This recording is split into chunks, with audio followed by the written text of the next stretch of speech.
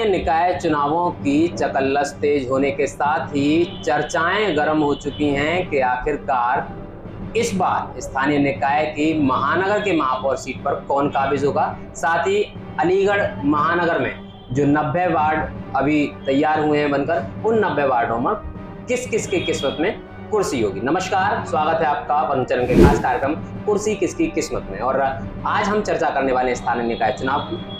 अलीगढ़ की अगर बात करें तो अलीगढ़ महानगर में जो स्थानीय निकाय चुनाव हैं उनकी सरगर्मियां तेज हो गई हैं, और सरगर्मियां तेज होने के साथ ही जो दावेदार हैं उन्होंने अपनी अपनी दावेदारी अलग अलग राजनीतिक दलों में पेश कर दी है। भारतीय जनता पार्टी हो, समाजवादी पार्टी हो, बसपा हो, सपा हो या फिर आम आदमी पार्टी, सभी राजनीतिक दलों से नेताओं ने अपनी अपनी दावेदारियां पेश कर दी हैं। अलीगढ़ निकाय की सीट ओबीसी महिला के लिए सुरक्षित की गई है, तो जाहिर है ओबीसी महिलाओं ने भी दावेदारियां करना शुरू कर दिया है। आम आदमी पार्टी के वरिष्ठ नेता राजेश सैनी की धर्मपत्नी और आम आदमी पार्टी की कार्यकर्त्री नीतू सैनी ने दावेदारी की है। आने वाले दिनों में टिकट किसको मिलेगी ये बात अलग है, लेकिन प्रश्न ये उठता है कि जो प्रत्याशी या जो उम्मीदवार टिकट के लिए दावेदारी कर रहे हैं और कुर्सी के लिए दावेदारी कर रहे हैं, उनके पास ऐसा क्या है, कौन से इनोवेटिव आइडियाज हैं कि वो अलीगढ़ की महानगर की समस्याओं को समाप्त कर पाएंगे। इन्हीं बिंदुओं पर चर्चा करेंगे। हमारे साथ आम आदमी पार्टी से टिकट की दावेदारी कर रही नीतू सैनी जी मौजूद हैं। नीतू सैनी जी, बहुत बहुत स्वागत है आपका। बहुत बहुत स्वागत, धन्यवाद। नीतू जी, अलीगढ़ महानगर की अगर हम बात करें तो देखने में आता है कि मुख्य रूप से इन दिनों सड़कें दबाकर तोड़ी जा रही हैं, और भले ही आने वाले दिनों में संभवतः सुविधाओं का एक पर्याय बने, लेकिन इन दिनों तो असुविधाओं का कारण बने। ऐसे अनेक महानगर में समस्याएं हैं। प्रश्न मेरा आपसे ये है कि आपकी नजर में अलीगढ़ महानगर में कौन कौन सी ऐसी समस्याएं हैं जिनको आप बड़ी और प्रमुख समस्याएं मानती हैं? देखिए, सबसे बड़ी समस्या तो सड़कों की है, जिससे गड्ढे बहुत हैं, तो उसकी वजह से घटनाएं होती रहती हैं, दुर्घटनाएं होती रहती हैं, है ना। और पानी भर जाता है गड्ढों में जब बारिश होती है तो, और बारिश के कारण नाले भर जाते हैं, उनसे भी दुर्घटनाएं बहुत होती हैं। तो सबसे पहले तो सड़कों की व्यवस्था सही करी जाएगी और सड़कें बिल्कुल दुरुस्त करी जाएंगी, कहीं भी कोई गड्ढा नहीं मिलेगा किसी को। और नालियों की व्यवस्था की जाएगी, जो नालियों में पानी भर जाता है, नालों में भर जाता है, उन्हें समय से पहले सफाई करी जाएगी, समय समय पर सफाई करी जाएगी उनकी, जिससे कि बारिश में जल भराव की समस्या ना हो और लोगों को परेशानी ना हो। तो दो समस्याएं आपने बताई अलीगढ़ के लिए प्रमुख, एक तो गंदगी की और दूसरी जल भराव की समस्या, और निश्चित रूप से ये दोनों अलीगढ़ महानगर की बड़ी समस्याएं हैं। उम्मीद ये की जाती है प्रत्येक चुनावों के बाद के जो नए मेयर जो बन रहे हैं वो लोगों की समस्याओं का समाधान करेंगे, लेकिन नतीजा वही डाक के तीन पात रहता है, चाहे मेयर भारतीय जनता पार्टी के बने या फिर बहुजन समाज पार्टी।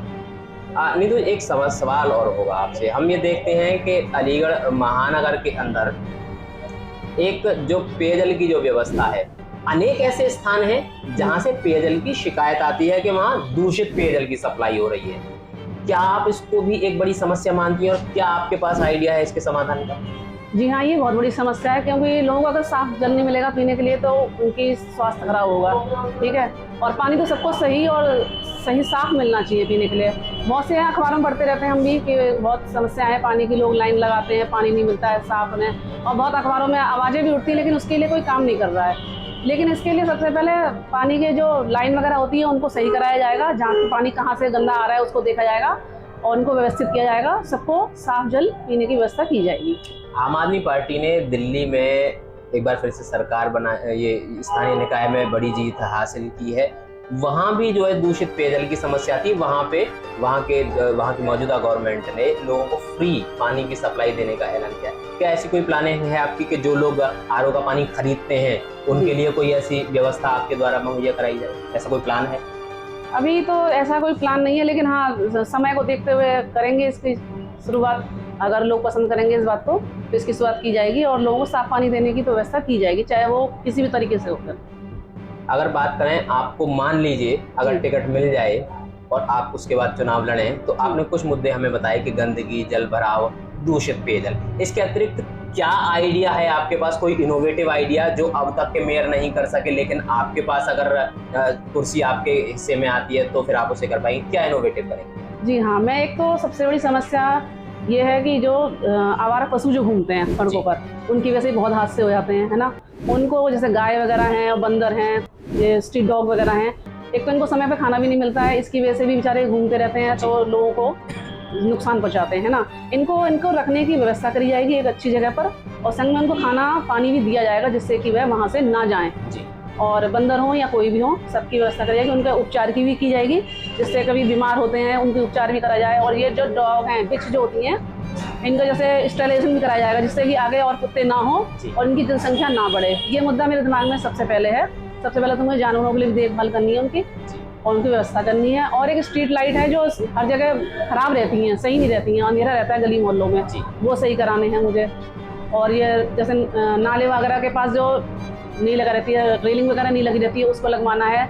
और ये बाईपास का जो नाला है जो बहुत चौड़ा होता जा रहा है, इसको सही कराना है सबसे पहले, तो वहाँ बहुत हादसे होते हैं, इसको तो सबसे पहले सही कराना है। एक अभी 2 दिन पहले एक हमारे यहाँ न्यूज़ चैनल में हमने खबर भी चलाई थी कि दूल्हा नाले की बाउंड्री न होने की वजह से नाले में गिरा, घोड़े की मृत्यु हो गई और दूल्हे को भी काफी चोटें आई। क्या ये भी आपकी प्राथमिकताओं में शामिल है? जी हाँ, जहाँ जहाँ नाले हैं वहाँ या तो थोड़ी थोड़ी बाउंड्री लगाई जाएगी, जिससे कि सबको दिखाई भी दे कि नाला है, और उनको कवर मतलब कुछ जाल वगैरह से कुछ कवर करने की व्यवस्था की जाएगी, जिससे कोई हादसा ना ही हो। ये व्यवस्था कराई जाए। अनेक स्थान ऐसे हैं अलीगढ़ में जहाँ परमानेंट जल भराव की समस्या रहती है, जैसे महेंद्र नगर जी या आगरा रोड पे रूसा हॉस्पिटल के सामने का हिस्सा, और भी कुछ ऐसे इलाके हैं जहाँ पे सदैव ये समस्या रहती है। क्या आपके पास कोई आइडिया है इनके समाधान का? समाधान तो यही है कि नाली की सफाई होनी चाहिए सबसे पहले। नाली में कूड़ा नहीं भरेगा तो नाली भरेंगी नहीं। जब नालियों की, और समय समय पर रोज होनी चाहिए उनकी, जो कि रोज नहीं होती है यहाँ पे, है ना। कभी यहाँ पे क्या है, नाली साफ करने के लिए महीने में कोई एक आध बार आता है, तो कूड़ा तो भरेगा तो फिर नाली तो भरी जाएंगी। और सड़कों को सही कराया जाएगा, जो नीची है थोड़ा ऊंचा कराया जाएगा, और नालियों की सफाई सही होना टाइम से होनी जरूरी है। और सबसे बड़ी, कूड़ों के ढेर भी बहुत है सब जगह, उनकी भी व्यवस्था करी जाएगी, कूड़े कहीं पे दिखाई ना दे। मतलब सिटी को बिल्कुल मैं ऐसा करना चाहूँगी कि बिल्कुल हर जगह साफ दिखाई दे। बस जहाँ भी निकले ना तो गड्ढे दिखाई दें, ना सड़कें टूटी दिखाई दें, और ना कहीं कूड़े का ढेर दिखाई दे, और ना ही कहीं जानवर बेसहारा घूमते हुए नजर आए।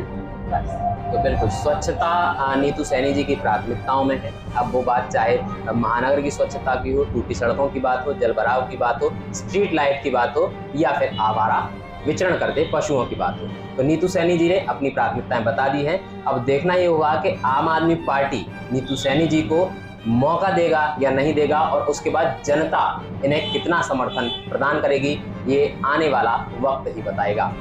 किस्सा कुर्सी का खास कार्यक्रम में हम आगे आपकी वार्तालाप करवाते रहेंगे अलीगढ़ के उन महानुभावों से जो अलीगढ़ मेयर की सीट पर काबिज होने के लिए अपना जोर लगा रहे हैं और टिकट के लिए दावेदारी कर रहे हैं। अपने सहयोगी राहुल गुप्ता के साथ दिलीप कुमार, वरुण चैनल, अलीगढ़।